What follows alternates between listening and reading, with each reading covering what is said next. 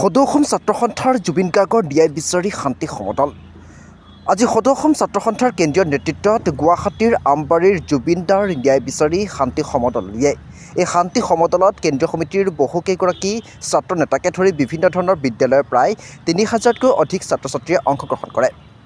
গুৱাহাটীৰ আমবাৰীৰ পৰা Biswajit Saha report, AIN live. Zubeen Garg আমাৰ মাজৰ পৰা নোহোৱা হোৱাৰ এটা মাহৰ বেছি সময় পাৰ হৈ গ'ল। এতিয়া প্ৰতিটো দিনত অসমৰ প্ৰতিগৰাকী জনতাৰ মনত, অসমৰ প্ৰতিগৰাকী জুবিন অনুৰাগীৰ মনত আমাৰ এটা চিন্তাই ক্ৰিয়া কৰি আছে যে জুবিন গাৰ্গে ন্যায় পাব লাগে। চাওক, প্ৰাণৰ শিল্পীগৰাকী আঁতৰি যোৱা ইতিমধ্যে এমাহ পাৰ হৈ গ'ল। তেওঁৰ বিয়োগ ঘটিলেই, তেওঁক আমি ন্যায় দিয়াৰ পৰা ইতিমধ্যে বঞ্চিত হ'লোঁ। কিন্তু তেওঁৰ বাবে দাবী কৰা এই ন্যায় আচলতে তেওঁ ঢুকাই গ'ল এই জীয়া সত্যটোক উপলব্ধি কৰিও লাখ লাখ অনুৰাগী যে প্ৰতিদিনে মৰি মৰি জীয়াই আছে, এই সকলৰ কাৰণেও সেই ন্যায়।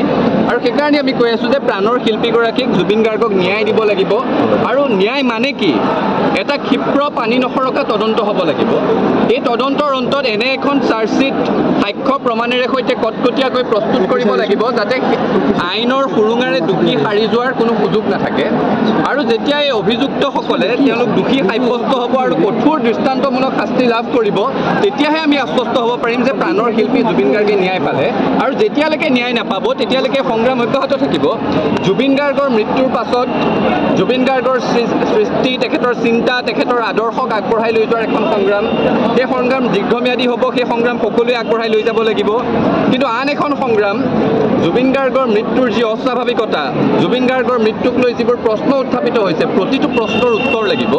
অসমৰ ৰাইজে জানিব লাগিব কি পৰিস্থিতিত, কাৰ গাফিলতিৰ কাৰণে, কি ধৰণে জুবিন গাৰ্গৰ মৃত্যু হ'ল। আৰু যিসকলৰ গাফিলতিৰ কাৰণে মৃত্যু হ'ল, এই শ্যামকানু মহন্ত, সিদ্ধাৰ্থ শৰ্মাৰ দৰে ব্যক্তিসকল, তেওঁলোকে কঠোৰ দৃষ্টান্তমূলক শাস্তি পাব লাগিব। যেতিয়ালৈকে নাপায় আমাৰ এই আন্দোলন অব্যাহত থাকিব। যোৱা 12 অক্টোবৰ তাৰিখতে আমি ধাৰাবাহিক আন্দোলন ঘোষণা কৰিছিলোঁ। জিলাই জিলাই অৱস্থান ধৰ্মঘট হৈছে। তেখেতৰ মৃত্যুৰ দিনটোত 19 অক্টোবৰ তাৰিখে প্ৰতিখন আঞ্চলিকে ৰাজহুৱা স্থানত বন্তি প্ৰজ্বলন কৰি তেখেতলৈ শ্ৰদ্ধা নিবেদিছে আৰু পুনৰ সংকল্প লৈছে যে জুবিন গাৰ্গে ন্যায় নোপোৱালৈকে আন্দোলন অব্যাহত থাকিব। আজিও সদৌ অসম ছাত্ৰ সন্থাৰ আহ্বানত অসমৰ প্ৰতিখন জিলা সদৰত হাজাৰ হাজাৰ ছাত্ৰ ছাত্ৰীৰ ৰাইজ সমবেত হৈ ওলাই আহিছে, ন্যায় সমদল কৰিছে। এটাই দাবী, প্ৰাণৰ শিল্পী জুবিন গাৰ্গে ন্যায় পাব লাগিব আৰু দোষীসকলে কঠোৰ দৃষ্টান্তমূলক শাস্তি পাব লাগিব। যিকোনো খবৰ বিজ্ঞাপনৰ বাবে যোগাযোগ কৰক 7896121996।